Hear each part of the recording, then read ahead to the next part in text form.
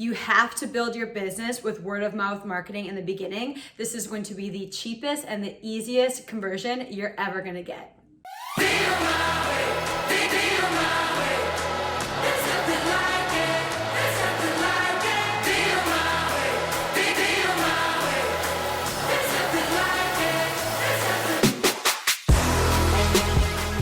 Hey everybody, Kimber here, teaching you how to make money from anywhere and become financially independent while doing so.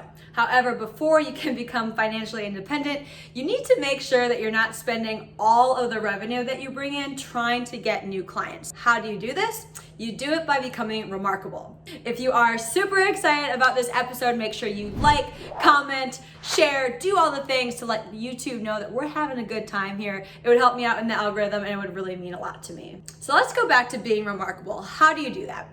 Little backstory, when I first got started in digital marketing and when I first wasn't working in a 9-to-5, I didn't have a major income source, I had this irrational fear that one day just all my clients would leave me. I wouldn't have any clients to work with anymore. I would have to start from scratch.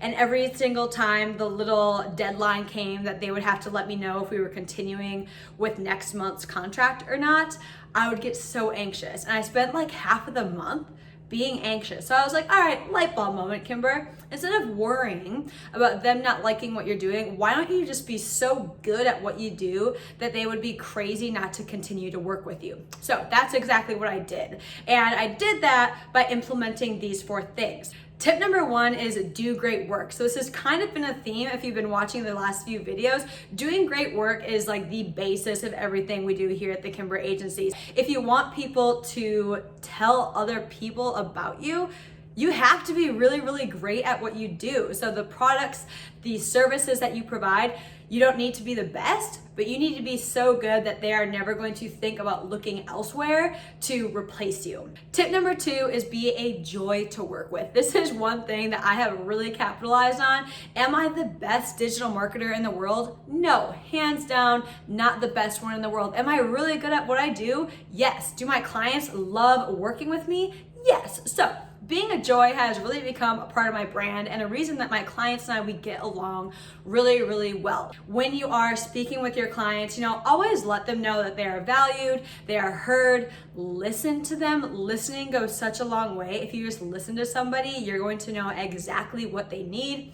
When you greet them on the phone, on Zoom, in person, show how excited you are to see them. Everyone appreciates somebody being excited to see them. So it's all those little things that you maybe do with your friends and your family, or maybe a new acquaintance. Make sure your client knows how much you mean to them, because that is the best way to keep any relationship, especially a client relationship, going strong. Tip number 3 is be proactive versus reactive in your communication strategy. An example of this, I'm in digital marketing, and if we had an ad campaign that something happened that it didn't launch on time, it would be best for me to be proactive and reaching out to the client and saying, hey Donna, ad didn't launch today. FYI, we wanted to let you know that everything is going to be up and running by tomorrow morning. So 2 things happened there. 1, if she was wondering about the ad account, she knows, okay, I'm at ease. I know it's gonna be up and running tomorrow. 2, if she wasn't even thinking about it, but you provide her with an update, she's like, okay, yeah, that's awesome. So it is a win-win situation.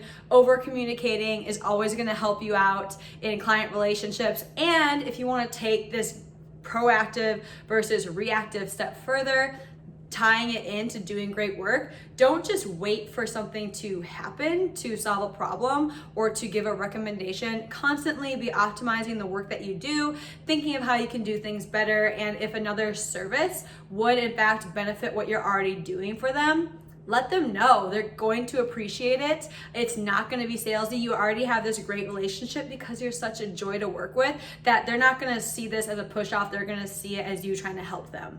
And tip number 4, my favorite, is actually care. When you actually care about your client and you actually care about the work that you're doing, honestly, steps 1 through 3 come naturally. People know when you care about them, people know when you value them, and this really sums up how to have a great client relationship that is going to lead to them telling all of their friends and you becoming an asset that they cannot lose.